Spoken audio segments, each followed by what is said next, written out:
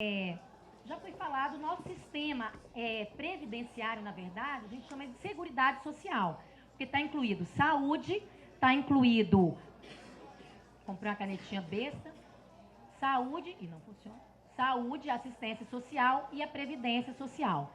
Aí nós temos um regime geral, que estão vinculados os trabalhadores privados, os regimes próprios, que são os servidores públicos, e a previdência privada complementar.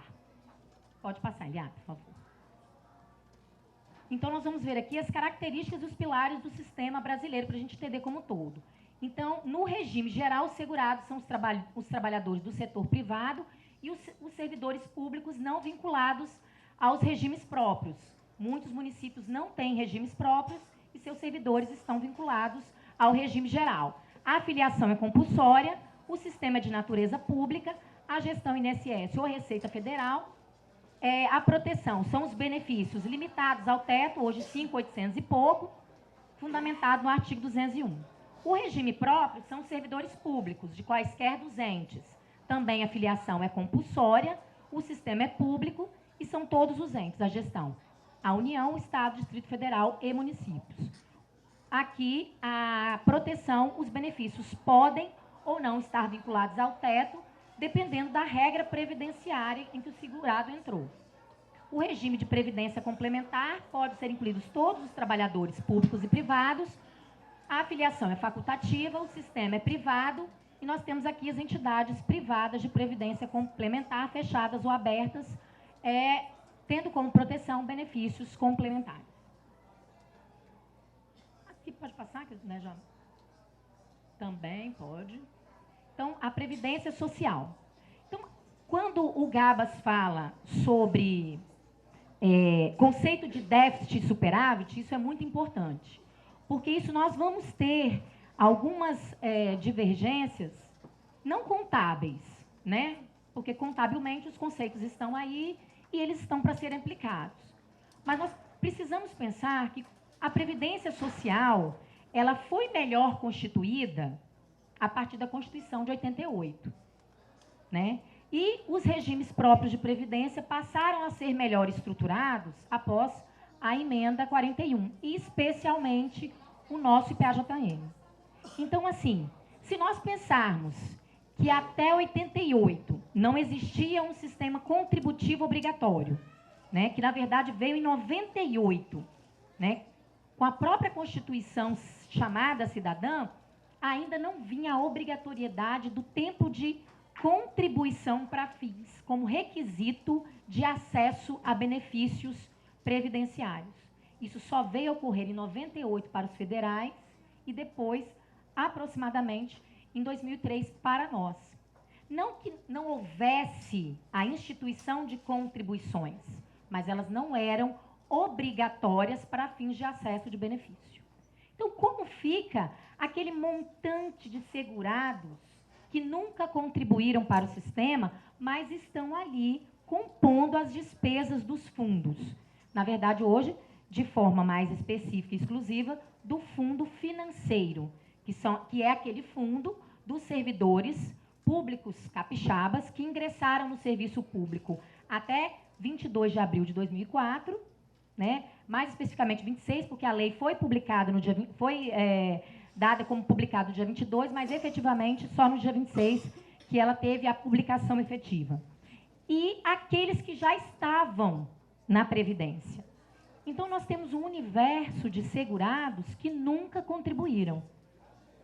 Então, esse é um questionamento, inclusive, que foi feito por um trabalho de um setor específico criado pelo Tribunal de Contas em 2015, que é uma Secretaria de Gestão de Controle Previdenciário, em que se parte de um trabalho histórico da Previdência Capixaba e se faz essa reflexão.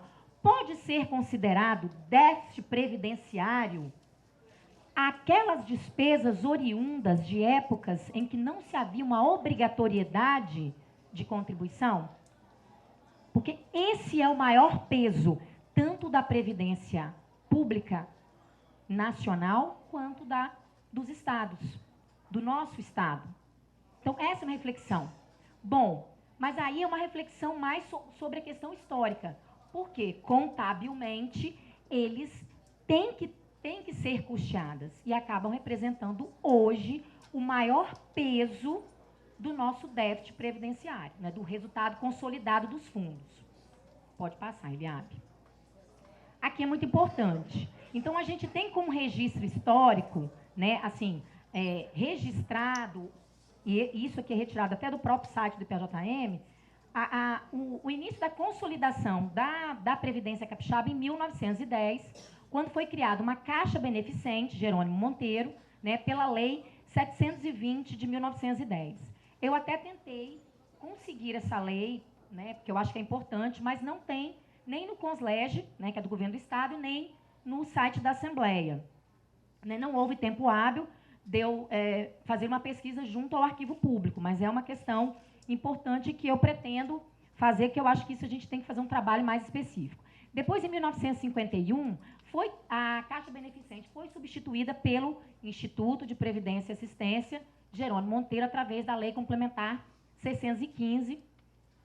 E, basicamente, o Instituto ele proporcionava aos servidores públicos benefícios. Tinha, em todos eles, inclusive na Caixa anterior, era o pecúlio, né, e uma pensão por morte. Aqui nós tínhamos uma distinção de gênero, e não era nem em relação às mulheres, era em relação aos homens. Os homens, depois nós vamos ver lá, só conseguiram o benefício de pensão por morte décadas e décadas depois, né? Até por aquilo mesmo que o próprio Gabas falou. Essa questão do gênero, essa questão social, ela parte muito do conceito histórico. Então, naquela época, se acreditava que o homem era capaz de se autossustentar e não dependia da mulher, né? Se ela participasse de alguma forma ou de outra para o orçamento familiar, ele não dependeria daquilo. Então, também, ele não faria jus à pensão por morte, né? Então, façamos justiça à história aqui e também a essas distinções. Depois, em 1974, foi aprovado o Regulamento Geral da Previdência Social. Eu não sei, Eliab, se a gente podia aumentar um pouquinho, porque as letras são tão pequenas, né? Depois, em 1979, né, foi fixado, estabelecido um piso de pensão em 50%. Depois, em 1985, foi extinto o limite máximo do teto de pensão. Podemos passar. Em 1987, né, foi reestruturada a política da Seguridade Social e instituído um novo benefício para os pensionistas, o 13º salário, só em 1987. Em 1989, aqui nós trazemos essa igualdade de gênero. Os homens viúvos passaram também a receber as pensões. Em 1997, né, que a gente tem realmente uma legislação que estrutura um pouco melhor e dá mais a cara que o IPJM tem hoje, que é a Lei Complementar 109. Muitos conhecem ela daquela cobrança indevida dos 10%, né, que alguns aposentados até hoje discutem essas ações na Justiça, né? Então, com a Lei Complementar 109, houve uma estruturação melhor dos benefícios previdenciários, né, com alguns auxílios. Quem não passou flúor no IPJM, né? Eu vi um documentário, como diz o outro, em que as crianças iam lá passar flúor, né? Eu não sou dessa época, né? Mas, enfim, até parece, tem até a carteirinha. Em 2004, pós-reforma da Previdência, né, a 41 de 2003, realmente o IPJM ganha a sua maioridade, né? Ele tem autonomia fiscal, administrativa, financeira do Estado. Então, ele ganha uma independência que antes ele não tinha. Não que com isso os problemas não, como diz o outro, os problemas se acabaram, né? Na verdade, eles começaram, porque aí realmente, concomitantemente a essa estruturação, também começou a exigência na LRF, né? Que em 2001, e a partir dos exercícios seguintes, os governos precisavam fazer suas provisões atuariais, né? E havendo essa necessidade, também o Instituto, que até então não tinha uma estrutura administrativa, de pessoal e financeira, né, salvo, né, alguns imóveis, e claro, e alguns investimentos, mas não tinha essa independência financeira, passou também a encarar a sua realidade, né? O que foi um passo muito importante.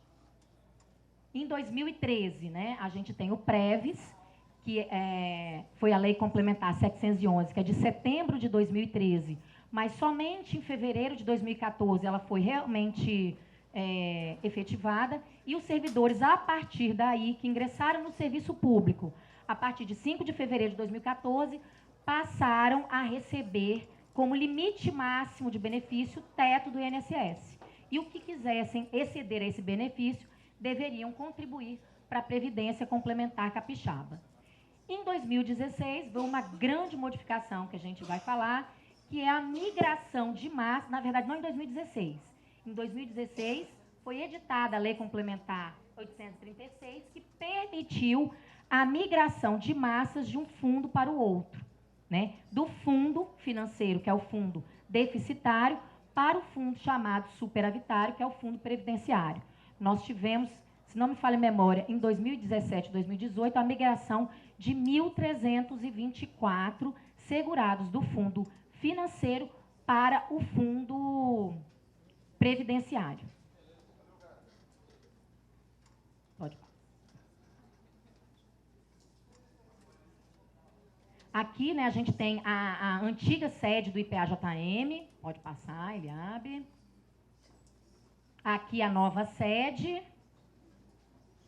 E aqui a antiga sede já demolida, né? Essa daqui dando crédito ao auxílio públicos, que a foto é tirada de lá, viu, Rodrigo? Depois nós vamos falar, inclusive, sobre a demolição da sede, porque ela gerou, inclusive, um decréscimo no patrimônio do IPJM, claro, né? Também como operação contábil. Eu depois vou disponibilizar, né, no site para vocês verem tudo, que eu também não vou ficar detendo, senão a gente até por conta do próprio tempo. Aqui traz as legislações estaduais, os principais benefícios, e a gente vai ver que algumas legislações, o IPAJM se preocupava mais com o quê? Qual era a função? Construção de casa própria, financiamento ou reforma da casa própria, empréstimos pessoais, capitalizações, né? Tinha auxílio, seguro natalidade, tinha seguro funeral, recebia a família.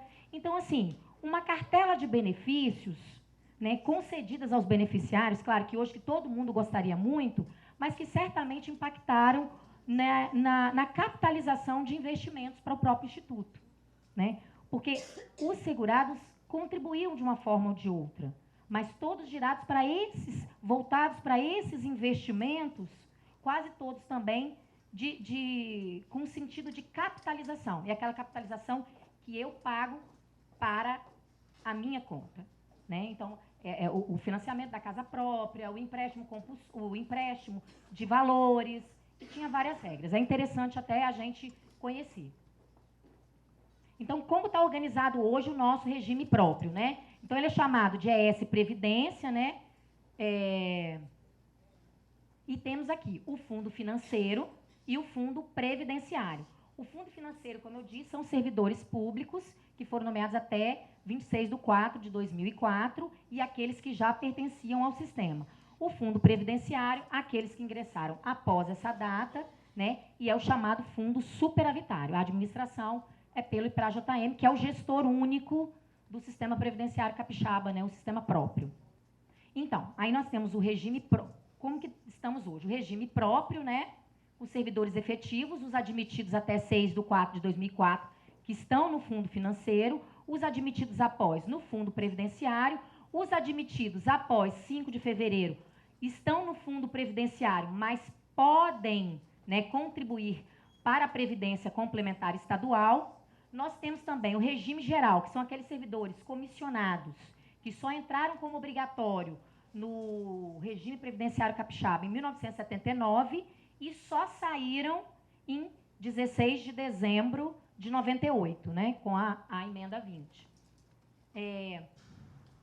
Os empregados públicos e os ocupantes de mandatos eletivos. Nós temos também complementações de aposentadorias para os servidores regidos pela CLT e também temos o antigo Instituto de Previdência dos Deputados Estaduais. Basicamente, essa é a Previdência Capixaba. Aqui é uma linha do tempo entre a evolução da Previdência na Constituição e como evoluiu a Previdência Capixaba. São todas aquelas legislações e essas evoluções que, no próprio decorrer, a gente vai mencionando. Como eu disse antes, aquela questão, um dos grandes questionamentos hoje em relação à qualificação do déficit previdenciário, tanto em nível nacional quanto em nível estadual, é aquela grande pergunta. pode ser considerado déficit previdenciário aquelas despesas oriundas de segurados que nunca ou pouco contribuíram para o sistema? Esse é o maior peso do chamado déficit previdenciário. Por óbvio que quando nós formos tratados matematicamente, essas discussões que nós podemos chamar de filosóficas, né, não vão acrescentar em nada. Mas é importante que quando nós façamos esse debate, nós entendamos isso, que a maior parte do déficit existente hoje é oriundo de segurados que nunca contribuíram porque nunca lhes foram exigidos de forma compulsória, da qual nos é exigido hoje. E que os servidores ativos acabam bancando os servidores aposentados. Pode passar. É exatamente essa daí a nossa avaliação. Então, nós temos aqui a evolução das contribuições previdenciárias no tempo. Em 1971, na verdade, as contribuições, né, os custeios, porque nem sempre pode ser chamado de contribuição previdenciária, porque nem sempre elas eram só para custear os benefícios previdenciários. Então, para o segurado, em 1971 começou com 5%, para o ente 3%. 1987 permaneceu, e aí para o ente, em 1989 subiu para 10% e o do servidor 7%. Em 97 equilibrou as alíquotas, né? E com a 282 nós sabemos que os servidores públicos contribuem com 11% das verbas chamadas remuneratórias e o ente de cada servidor contribui com o dobro, 22%. Isso sem falar no Tesouro Estadual, que arcava exclusivamente com todo o aporte previdenciário, que também vai ser um ponto específico do nosso debate aqui. Pode passar. Então, aqui a gente vai ver a evolução das receitas previdenciárias dos fundos financeiros e previdenciários desde 2011 e 2017, né? Sendo o roxinho o financeiro, que é o deficitário, que a maioria dos servidores estão, e o azul o superavitário, que estão hoje o menor número de servidores. Então, aqui nós temos as receitas, né? 749 milhões, 735. Teve uma queda, subiu, caiu, e agora a gente vê que ela só vem numa queda constante. Isso é importante a gente falar, que é natural porque não entra mais segurado neste fundo. Todos os novos segurados que entrarem para o Estado vão estar sempre no fundo previdenciário. Então, por óbvio, as receitas do fundo financeiro, elas tendem a reduzir, enquanto as do fundo previdenciário, já estou chamando ele até de superavitário, tendem a crescer. E a gente vê que ele começou em 2011 com 244 milhões e hoje já está em 600. E hoje não, hein? Em 2017, porque são os últimos dados compilados, né? Está em 692 milhões. As despesas, né? As despesas do regime geral, e aqui estão, né, o fundo geral, em 2011 começou com 235, acho que aqui é bilhões, hein, gente? E em 2017, 2.581. Com um aumento de 7,22% de 2016 para 2017 e de 21% de 2011 para 2017. Aqui o fundo financeiro, a despesa do fundo financeiro. O fundo financeiro é o fundo deficitário, né? Para a gente sempre lembrar, né? Então, aqui estão as despesas. Olha, em 2014 teve um ápice muito grande, né? Teve um decréscimo e, novamente, aqui em 2017, um acréscimo. É importante lembrar que, em alguns momentos, nós vamos ver que as despesas do fundo financeiro diminuíram do exercício de 2016 para 2017, lembrando também a questão daquela migração. 1.324 segurados foram passados para o fundo previdenciário. Pode passar, Eliabe. Aqui o fundo previdenciário, que é o fundo superavitário, vem mostrando aqui o aumento das despesas, né? Ele vinha num aumento crescente, porque à medida que novos concursos iam acontecendo, novos servidores novos segurados iam ingressando no sistema, Em 2017, a gente vê uma explosão, justamente pela transferência de 1.324 vidas do fundo financeiro para o fundo previdenciário. É importante lembrar que a Lei Complementar 836, eu vou pedir para você abrir para mim em cima desse aqui, um arquivo que está escrito segregação de massa versus aporte. O Tribunal de Contas, porque para haver a segregação de massa é necessário cumprir determinados requisitos. Um dos principais requisitos é manter a margem de segurança de 25% para o fundo, para que não ocorra, claro, também com ele um déficit e comprometa todo o regime previdenciário, mais do que ele já está. Então, em 2016, o Estado não cumpria 3 requisitos para a migração de dados. Eu não consegui achar dados específicos de que o Estado cumpriu, mas, por óbvio, a Secretaria da Previdência só liberaria a migração, né, com o cumprimento desses requisitos. Então, um grande problema que o Tribunal de Contas apresentou na avaliação das contas do governador de 2016 era a base de dados para fins de previsões atuariais muito desatualizada e inconsistente, né? E havia uma necessidade de se cumprir isso daqui para que se pudesse fazer a migração das massas. Um histórico de rentabilidade também, que não atendia o exigido pela portaria do Ministério a 403, e uma taxa de juros também. O Estado não cumpria isso em 2016. Né? Acredite-se que ele tenha cumprido todos esses requisitos para migrar, mas sempre se aponta como um risco a migração de segurados de vidas de um fundo deficitário para um fundo superavitário, né? Porque pode haver um comprometimento. Então, é importante, por isso até que o Ministério exige a manutenção da margem de segurança de 25%. Podemos voltar lá para a tela principal. Pode passar, Eliabe. Aqui nós temos as despesas administrativas do IPAJM também, né? As despesas administrativas liquidadas, repasse de caixa, a gente também vê um aumento crescente também das despesas, né, da ordem de 156% de 2011 para 2017, né, e 10% em relação a 2016. É claro que nesse meio tempo aí teve a mudança para a sede, essas questões todas que impactaram nas despesas do IPAJM. Mas esse é um gráfico importante que alerta a gente como esse crescimento só das despesas administrativas, a gente precisa estar atento, fiscalizar, porque nós já verificamos várias vezes, né, e foi denunciado o superfaturamento da aquisição de bens e outras questões. Então, é muito importante nós estarmos atentos não só à evolução das receitas e despesas dos fundos, mas também das despesas administrativas do Instituto, né? O aporte hoje é o que gera maior convulsão, principalmente porque, né, com a modificação do entendimento pelo Tribunal de Contas de que agora os entes deverão aportar, né, o que falta para cobrir as aposentadorias e demais benefícios, vai passar a constar, na verdade, já está passando a constar na despesa de pessoal. Se não me falha a memória, só esse ano, para o TJ, representou um montante de 14 milhões.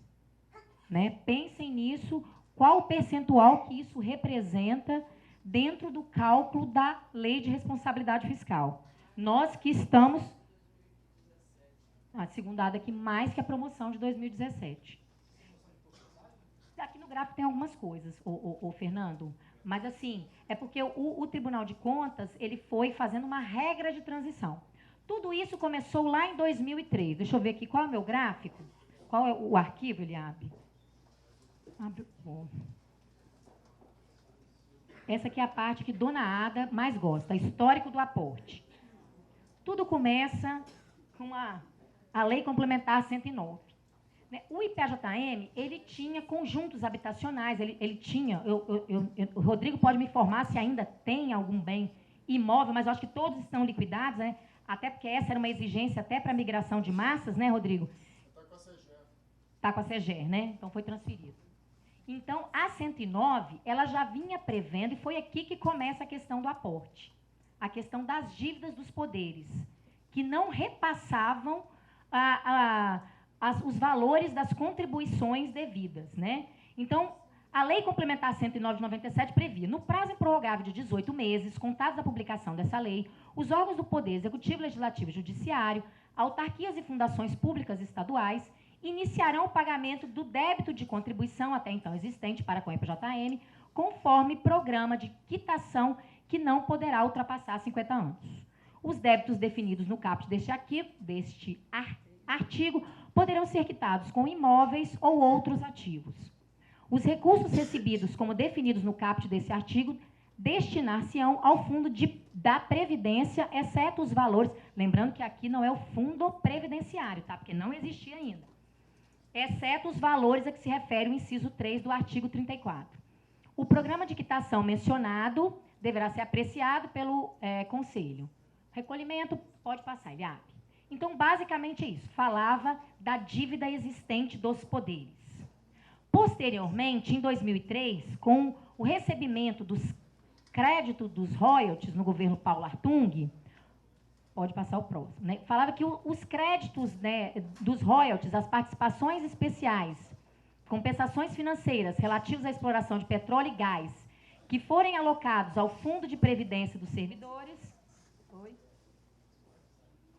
destinar-se-ão ao abatimento do débito de contribuição a que se refere o artigo 67 da Lei 109.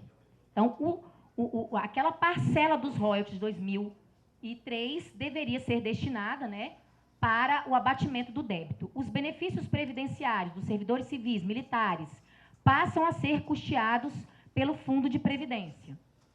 Pode passar, né? Além das receitas, incumbirá ao Estado o aporte mensal complementar dos recursos necessários para cobrir as despesas do Fundo de Previdência, né, dos servidores, com o pagamento de benefícios previdenciários, que será rateado entre os poderes ou órgãos autônomos.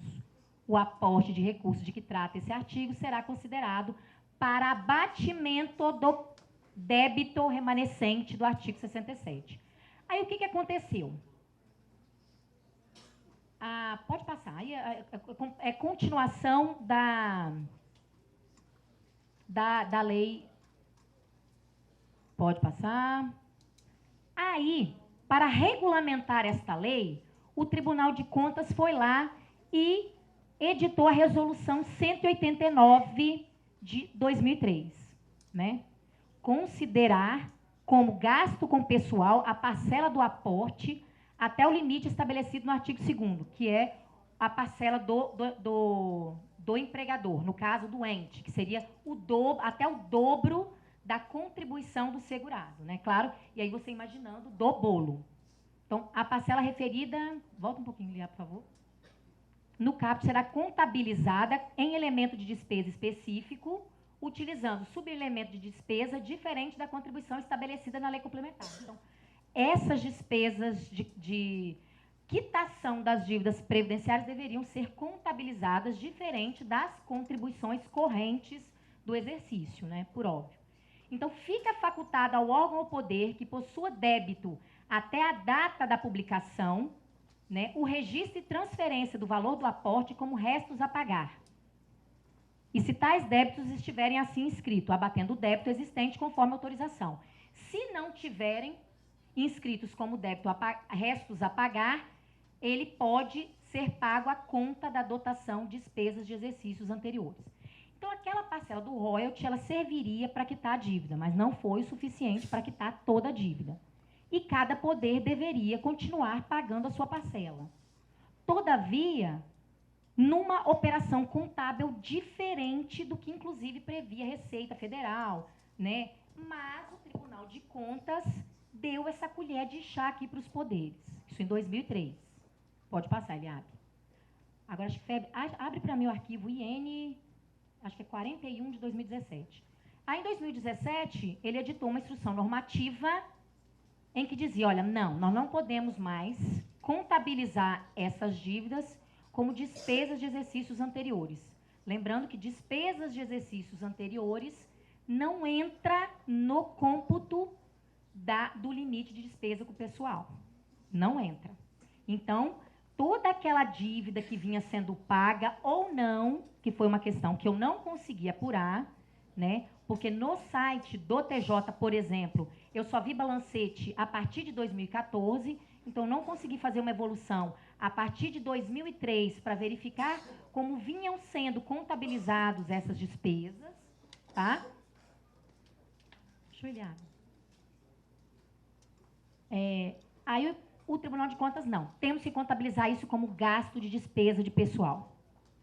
Só que se isso for cobrado, exigido e contabilizado num único exercício, explode o Estado, explode os poderes.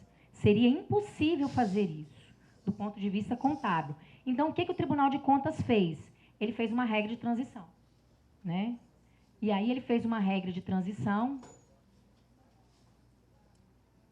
Pode descer, artigo 2º, se não me falha a memória.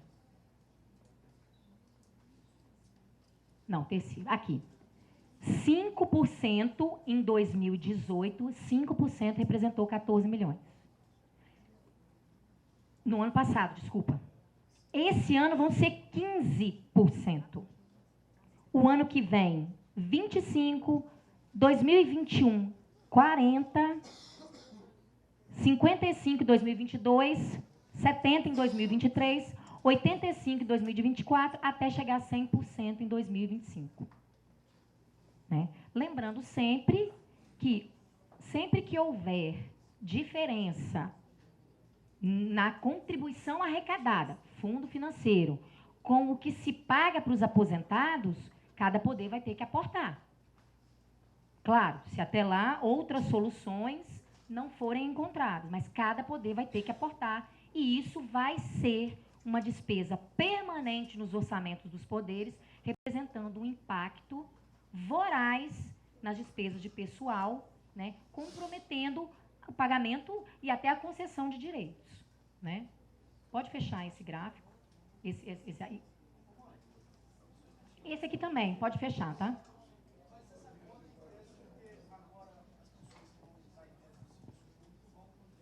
Para o fundo previdenciário. Que não são essas pessoas que estão no fundo onde se aporta.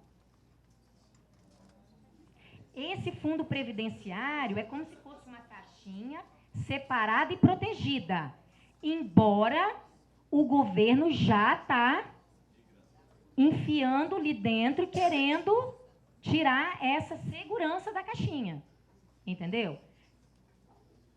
Podemos passar, Eliabe. Vamos aqui, senão a gente não... Cada hora também. Gente, se eu estiver falando muito rápido, que eu falo muito rápido. Aqui, ó, o percentual do aporte. Porque até então, basicamente, quem segurava o aporte era o Tesouro Estadual, não eram os poderes. Agora sim, ó, cada qual que sustente os seus filhos, né? Então, ó, 2004, o aporte era 567 milhões, hoje é 1.788. Quando eu digo hoje, gente, tudo aqui é exercício 2017, né? Um crescimento aí, ó, de 10% em relação ao exercício anterior. Pode passar, Eliabe.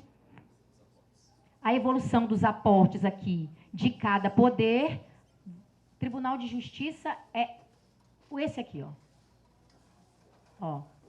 O aporte, como cresceu o aporte do Tribunal de Justiça. E nós vamos ver também que hoje no tribunal, o nosso banco entre servidores ativos e servidores inativos é 1 por 1. Basicamente, já estamos chegando a 1 por 1. Então, o Pedro contribui para que um aposentado receba. É basicamente isso. E depois nós vamos ver que os cálculos atuariais estão sendo feitos 1 por 1, quando, na verdade, a taxa de substituição de servidores é 0,89. E aí nós vamos falar depois, rapidamente, sobre como a não realização de concurso e substituição de servidores pode também acarretar, né, esse problema para o fundo previdenciário, não para o financeiro, porque ali não vai, né, na verdade, só vai impactar no resultado consolidado, mas não vai impactar no fundo financeiro. Não arrecada, isso. Volta só. Aqui não, pode ser aqui, ó. TJ. Tribunal de Justiça, ó. Quantidade de aposentados no plano financeiro, que é o deficitário. 1.036. 3%. Valor do aporte do poder, 146. Valor do aporte per capita. Isso aqui é anual, tá, gente? 145.231. Representa dentro do total do aporte do Estado 19,92%. Né? O do Ministério Público é o maior aporte, basicamente com um dos menores, maior percentual de aporte, com um dos menores números de vidas, né, seguradas. A Assembleia aqui, em homenagem a Leandro e Gildo, 188, né, 0,58 aporte, 16% também, o que não é pouco, né, se a gente for pensar nisso. Podemos passar. Aqui é a evolução da receita corrente líquida, né, a evolução dos valores das coberturas financeiras do aporte em paralelo com a receita corrente líquida. Né, a gente começou em 2005 com 9 milhões e hoje estamos com 12. Então, a gente vê realmente um crescimento. Na verdade, assim, aqui é a receita, né? Desculpa. E aqui é o aporte. Na verdade, com 800, né? E 3 milhões para 2 bilhões, aqui 9 bilhões e aqui 12 bilhões. Corrigindo aí meu erro. Né? Aí aqui a gente vê também o percentual da evolução, né, do aporte dentro da LCR. Em 2005, o aporte representava 8%, hoje ele representa 16%. Né? Aqui a gente tem o resultado previdenciário. Né? Aqui as receitas previdenciárias, a gente vê que o crescimento é um crescimento linear, mais baixo. Aqui a gente vê as despesas, o tamanho delas, e aqui embaixo a gente vê o resultado previdenciário, sempre no negativo. Pode passar, Eliabe. Aqui também, aqui é do fundo financeiro, né? Aqui as receitas caindo, como nós dissemos, porque o fundo não vai haver mais, a inclusão de vidas, né, e as despesas aumentando. E aqui também um crescimento bastante grande do déficit previdenciário. Pode passar, Eliabe. Né? Já o fundo previdenciário, aqui ele tem uma equivalência de receitas e despesas quando ele começou, depois ele também vai tendo um pouco mais de receita do que de despesa, e isso daí vai se consolidando. E aí hoje nós temos aqui um resultado previdenciário superavitário no fundo previdenciário de 610 milhões. No fundo previdenciário. Só que aí quando consolida o déficit do fundo financeiro com o superávit do fundo previdenciário, a gente acaba encontrando o déficit. Podemos passar? Podemos passar? Também vamos passar esse. Ó, esse aqui é a evolução dos bens do fundo financeiro, né? 99% dos recursos do fundo financeiro está em investimentos elegidos pelo gestor previdenciário. Enquanto que o previdenciário, ele pode passar, ele, pode passar. Ah, não, nós não passamos previdenciário, né? Volta só um pouquinho. O fundo financeiro, basicamente, ele trabalha com despesa e receita. Entrou, eu pago. E o Estado tem que aportar a diferença. Já o fundo previdenciário, além dele receber as contribuições, ele também recebe os investimentos das capitalizações dessas contribuições. O que não ocorre com o fundo financeiro, porque não é permitido fazer investimentos, né, com o fundo financeiro. Ele fica ali quase que estagnado nesses termos. Pode passar, Eliabe. Então, aqui a gente tem as receitas de contribuição do fundo previdenciário e a remuneração dos investimentos. A gente vai ver como que vai crescendo, né? Tanto a remuneração das receitas como a remuneração do próprio investimento. Chega aqui em 2017, elas quase que equivalem a uma renda dupla, né, do fundo, o que já não acontece no fundo financeiro. Aqui, então, a gente tem, né, o fundo financeiro apresentando déficits sucessivos, né, o fundo previdenciário com superávites sucessivos, embora aqui, ó, 2016, ele tinha um superávit de 1.240 bilhão. Com a migração de 1.324 vidas, em 2017, o superávit deu uma queda, mas está dentro da margem que a Secretaria da Previdência Social exige, né? Agora, quando a gente consolida os resultados, a gente encontra aí um déficit previdenciário em 2017 de 73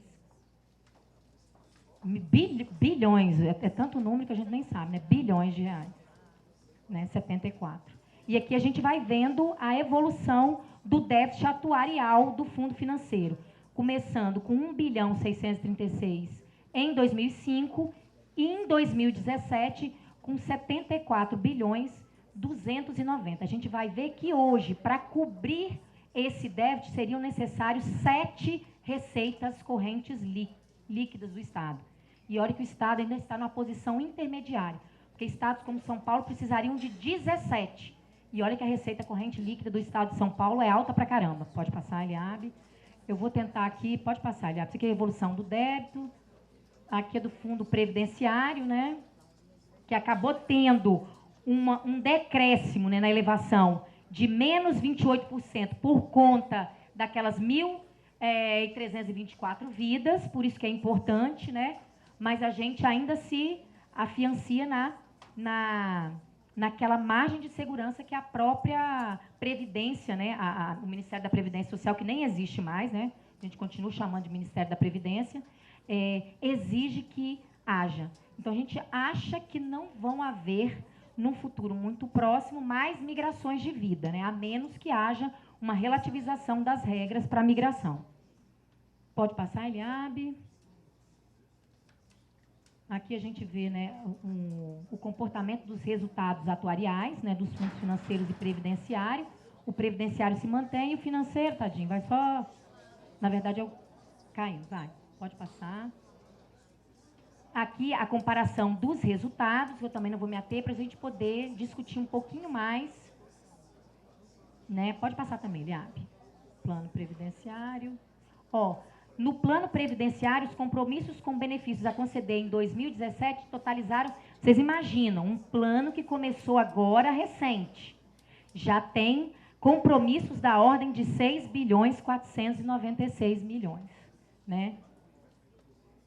Pode passar, Eliabe. Né? Aí aqui a gente vê as disponibilidades. Aqui, ó, isso aqui é importante, para aquela questão da fiscalização que a gente falou. Né? As disponibilidades financeiras do Fundo Previdenciário em 2011 era da ordem de 484 milhões. As provisões matemáticas, 118. Com índice de cobertura, ou seja, a capacidade de honrar com os compromissos, de 4,9. E ele foi reduzindo. Com a migração das massas, já baixou para 1,42. Né? Aqui é mais ou menos, aqui a variação de dezembro de 2016 e 2017 da avaliação atuarial, né? Teve um aumento, né, no fundo previdenciário, isso aqui, né? De 1.208% com aquela migração, também havendo um aumento de 1.397 nas despesas. Também pode passar, vamos passar. Aqui, ó, a quantidade de beneficiários... complementação de aposentadorias. Também pode passar, Eliabe. Isso aqui é só informativo, se a gente tivesse tempo, também pode passando. Pode passando. Aqui os benefícios pagos os gastos com o Instituto dos Deputados. Pode passando. A composição do fundo, como ele é composto hoje, né? O fundo previdenciário é composto de 19.000... Não consigo nem ler aquele número, acho que 600, né? Servidores ativos. 1.364 aposentados e 158 pensionistas. Aqui a evolução, que representa basicamente... Pode passar também, Eliabe. Aqui nós temos a quantidade de segurados Por poder, no executivo, né, nós temos 17.362 servidores ativos no Fundo Previdenciário, 1.354. Do Judiciário, 1.367 ativos no Fundo Previdenciário, 8 aposentados e 4 pensionistas. Na análise aqui, nós temos 172 servidores ativos e nenhum aposentado e pensionista. Isso é normal por conta até da época de realização dos concursos de cada poder, porque este é o último fundo, né? E aqui a gente tem a idade média das pessoas que compõem o fundo, né? Pode passar, depois eu vou disponibilizar, é interessante verificar, né? Aqui as remunerações, né, totais dos ativos. Aqui o Fundo Previdenciário, 68 milhões, do Judiciário 16, Assembleia 1 milhão e pouco. Pode passar? Aqui quanto que representa? Porque assim, a gente olha do executivo, ele tem uma parcela maior, mas é o que paga os menores salários. Então, nós temos a questão dos percentuais, que a gente for olhar aqui, ó, militares, do Fundo Previdenciário, 26%. Remuneração média total anual, 15.814. Professores, 10.946. Policiais civis, magistrados e membros do Ministério Público, Tribunal de Contas. 8 representa 8,64, com 248. Aqui, se a gente for olhar, olha a quantidade de representados, né? Percentual de representados. Pode passar, Eliane. Aqui a gente tem, ó, como representa quantitativamente as remunerações médias dos militares, professores, magistrados, membros do Ministério Público e Tribunal de Contas. O executivo acaba representando no total um percentual maior, mas se a gente for olhar, né, em termos salariais per capita, o Judiciário, Tribunal de Contas e Ministério Público tem um peso maior. Aqui também representam basicamente essas, né, variações, né, por tempo médio. Né, vamos passando, Eliane, vamos passar. Aqui a evolução dos cargos no Poder Executivo, isso é importante. Ó, efetivos. Em 2005, se nós formos contabilizar até 2007, 12 anos, tinha 31.647 servidores efetivos. Em 2017, 31.052. Temos uma queda, parece pequena, mas a gente tem que pensar numa evolução de 12 anos. Cargos comissionados, em 2005, no Executivo, 2.892. Em 2017, houve um crescimento. 2.931. Temporários, 17 mil. Em 2017, 18 mil. Se a gente não colocar servidor efetivo, que efetivamente contribui para o fundo, e claro, se forem novos servidores para o fundo previdenciário, né, e com a migração e a permissividade de migração de massa, também nós vamos ter um outro fundo deficitário, né? Então, é importante pensar também em políticas, né, de melhoria do serviço público e da reestruturação das carreiras. Claro que hoje, uma grande crítica que o Tribunal de Contas faz quando ele analisa todos os dados atuais do do IPAJM, é justamente isso. Os poderes reestruturam suas carreiras, fazem os impactos que a gente faz, né? Vamos ver quanto que representa a promoção de 2015 na RCL. Mas a gente pensou em fazer essas previsões para a aposentadoria, né? Isso o Tribunal de Contas cobra, os técnicos do Tribunal de Contas cobram dos poderes, que quando se faça a reestruturação, se faça também as provisões matemáticas, previsões, né? Chama a mãe de Ná, Walter Mercado, né, Walter? Pode passar. Aqui, né, aqui a questão da ocupação, olha, isso aqui é interessante.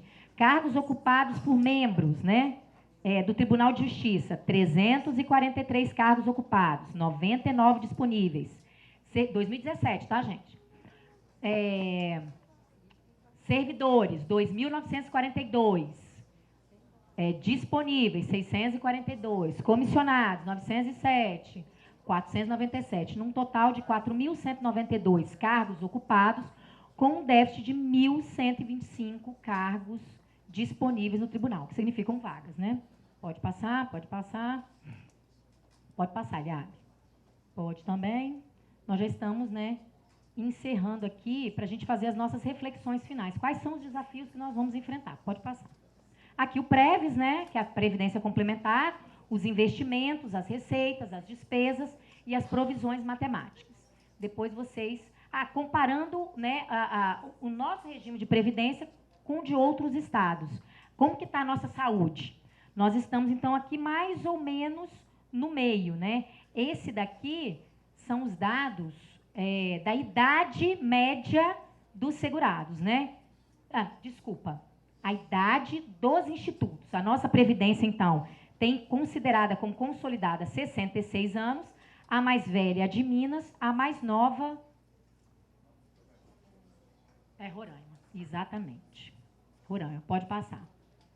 Aqui, segurados do sistema, nós temos aproximadamente mais ou menos entre 150 a 200 mil segurados. O maior número de segurados é São Paulo, o menor também é Roraima. Aqui a proporção de servidores ativos em relação ao total é o que preocupa. O Estado do Espírito Santo ele tem uma média menor quase que 1 por 1. Né? Os últimos dados consolidados são de 0,89. Então, o gráfico não é aqui está melhor e aqui está pior, não. Na verdade, é isso mesmo. Nós estamos no 6º estado, né, em que a média de servidores ativos para bancar os inativos é basicamente igual. Né? A composição de bens, né? Nos outros estados, a maioria dos investimentos estão em bancos e contas movimentos e a nossa investimentos. Né? Enquanto os outros estados, os investimentos representam 19%. Basicamente, a composição dos bens do nosso instituto se reveste de investimentos. Aqui, como funciona a composição, né? Aqui, a maioria dos estados, eles possuem um fundo financeiro, né? Quer dizer, a maior parte dos servidores estão no fundo financeiro e aqui o previdenciário. Do estado, a composição dos bens, desculpa. A composição dos bens, a maioria dos bens está no fundo previdenciário aqui no estado e o menor percentual no fundo financeiro. Diferentemente dos outros estados, em que a maioria dos bens está no fundo financeiro e não no previdenciário. Pode passar, Eliabe. Aqui, quanto em percentual do aporte, né? O Espírito Santo está aqui, em termos de aporte. O estado de São Paulo é o estado com a situação mais crítica, né? Nós temos ali o Distrito Federal com 0 de aporte. Olha que paraíso. Aqui, quanto que representa o aporte na receita corrente líquida? Aqui no estado, em 2016, 15%. Rio Grande do Sul, que tem a pior situação, representa 25%. Aqui os resultados financeiros, como nós vemos, todos deficitários, e o nosso estado está numa posição intermediária, né, com resultado atuarial. Aqui, em relação ao superávit, nós até, né, estamos numa posição também confortável em relação aos outros estados. Mas lembrando que o superávit sempre está no fundo previdenciário e não no financeiro, né?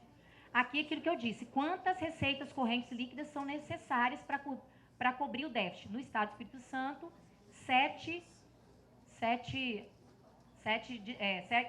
receitas. Eu tinha dito São Paulo 17, mas era o outro gráfico, né? E Rio Grande do Norte, 14 receitas correntes líquidas. Aqui são as nossas reflexões. Nas últimas avaliações das contas do governador, o Tribunal de Contas apresentou o quê? Havia principalmente a questão da necessidade de manter uma base de dados atualizada e fidedigna, porque cálculo atuarial só funciona se você tiver uma base de cálculos atualizada e fidedigna. Porque se falhar, as previsões futuras estão todas erradas e não servem para fazer qualquer tipo de avaliação ou de reflexão.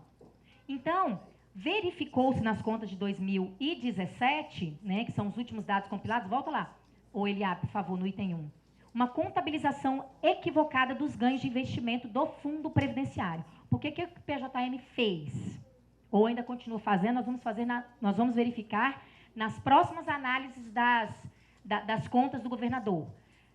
o fundo previdenciário tinha ganhos, né? Então, eu tenho lá 620 milhões, que esse mês rendeu 10 milhões. Estava colocando esses 10 milhões como despesa, como receita orçamentária, mas não havia resgatado. Então, como é que o Tribunal de Contas pergunta, tá, e quando você for sacar esses 10 milhões, ele vai ser contabilizado 2 vezes como receita orçamentária?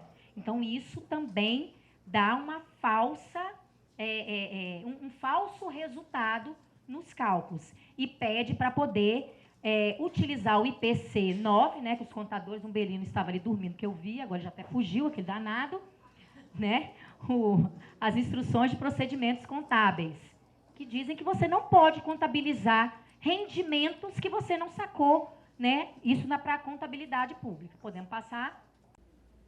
Substituição de servidores. Como eu disse, hoje, para o cálculo atuarial, eles calculam um por um e defendem que isso atende às melhores práticas, mas o Tribunal de Contas também deu uma puxada, porque é 0,9. Se eu calculo que eu tenho um servidor ativo para cada aposentado, quando na verdade eu tenho só 0,89, eu não vou conseguir cobrir todas as despesas. E os resultados e as previsões que eu faço são falhas. Então, o Tribunal de Contas atenta para isso, né, da necessidade de se fazer a correção desses dados. E também nós entendemos como que é importante essa política de servidor, valorizar o servidor efetivo. Se nós pensarmos em terceirização do serviço público, a gente vai pensar em descapitalização do nosso fundo mais precioso, que é o previdenciário. A evolução e a reestruturação das carreiras e os cálculos atuariais, que eu já falei, que o Tribunal de Contas pede, que os poderes, quando fizerem isso, submetam as suas propostas para fins de previsões de cálculos atuariais também, porque o crescimento da remuneração também precisa compor essas equações atuariais para fins de preparação do futuro. O abono salarial também foi corrigido esse ano, né, em que foi editados decretos, porque o que acontecia? O abono salarial para os aposentados e pensionistas estava ficando nas costas do IPJM. Ou seja, abono salarial não entra para fins de contribuição previdenciária. Então, ele não é um benefício que possa ser concedido e ser bancado pelo Instituto de Previdência. Mas era o que vinha acontecendo. Só que aí, no último ano, né, o Leandro, Ada, vai lembrar que houve aquela necessidade de se fazer as leis para que os inativos pudessem receber, justamente por conta desse apontamento do Tribunal de Contas. E o IPJM também, justificando esse questionamento, disse, olha, nós estamos cobrando os abonos salariais passados, né? E a partir de 2019, já cada poder teve que bancar o abono dos seus servidores inativos e pensionistas, porque isso não é benefício previdenciário. A questão do aporte, nós já falamos, como é importante a gente acompanhar essa evolução do aporte. E, principalmente, aí, fiz um compromisso comigo mesma, assim, com Dona Ada, de a gente pesquisar como estão registradas essas despesas contábeis e das dívidas dos poderes desde 1997. Né, Rodrigo? Porque isso é muito importante, para a gente acompanhar como isso está sendo pago, como isso está sendo, como isso pode ser revertido como receita para o Instituto, né? E, claro, também pensar como isso impacta nos percentuais da Lei de Responsabilidade Fiscal. As dívidas existentes, né, que estão intimamente ligadas aos aportes e a manutenção da base de dados atualizadas. Eu acho que acabamos, Eliade. Sim, e a precarização e a terceirização, né? Se a gente pensa em terceirizar, a gente vai fazer com o fundo previdenciário o mesmo que ocorre hoje por uma necessidade com o fundo financeiro. Não vão se inserir mais vidas, não teremos mais servidores efetivos que contribuem para os regimes próprios, tão somente para os regimes gerais, e o fundo vai começar a minguar. Então, assim, porque quando a gente fala em previdência, é aquilo que o Gabas falou no início da palestra dele, é a gente pensar no caráter solidário, que a previdência nasceu daí, né? O homem, quando começou a se juntar lá na idade, nos primeiros, né, anos da humanidade, o Jonas está com a perna quebrada, ele não consegue trabalhar, ele não consegue ir lá plantar, ele não consegue caçar. Então agora a gente vai trazer comida, a gente vai trazer pele de onça para Jonas não passar frio. A mesma coisa com as mulheres grávidas e idosos. E assim foi evoluindo a Previdência. Ela nasceu essencialmente da solidariedade, né? Então, assim, é o que eu já falei quando a gente discutiu rapidamente a reforma da Previdência no início desse ano. A gente quer um por todos e todos por um. Não cada um por si e salve-se quem puder. Porque aí não haverá nem Deus que nos socorra, né? Então é isso, a gente pensar que principalmente a questão da capitalização e uma conta só, né? Então, principalmente as mulheres, como disse a doutora Maria Regina, eu vou aportando ali 11%, 11%, 11%. Eu engravido, eu vou precisar tirar do meu fundo. O meu fundo não vai ser igual ao do Jonas, se for capitalizar, porque está ali na minha conta. MPRM, Mônica Perim, Rocha e Moura. A continha dela está ali. O Jonas agora precisou se afastar porque está de licença para tratamento da própria saúde. Da onde que vai tirar? Porque hoje a gente não pensa disso, vem lá do fundo. Da onde que vai tirar? Vai tirar da sua conta. E você pode chegar ao final da aposentadoria com rosquinhas, 0. Então a capitalização, ela é perversa nesse sentido. É levantar o vidro, tô nem aí se a conta da capitalização previdenciária do Jonas zerou, se da Mônica zerou. Agora, é a gente resgatar esse espírito. Acho que um dos principais pontos é isso. A Previdência, a gente viu aqui pelos números que ela precisa ser revista. Ela precisa ser repensada.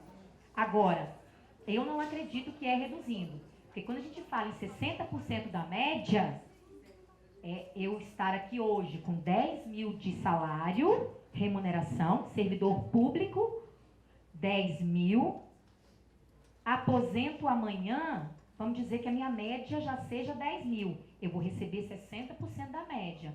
Eu vou receber 6 mil reais. Se com isso, todo mundo já conhece essa minha fala, né? Se com isso eu pego isso, infarto e morro, se a minha mulher ou meu cônjuge ou homem, né, tem um outro benefício, ele pode receber só 10% disso. Então, assim, é fazer também com que a economia não gire.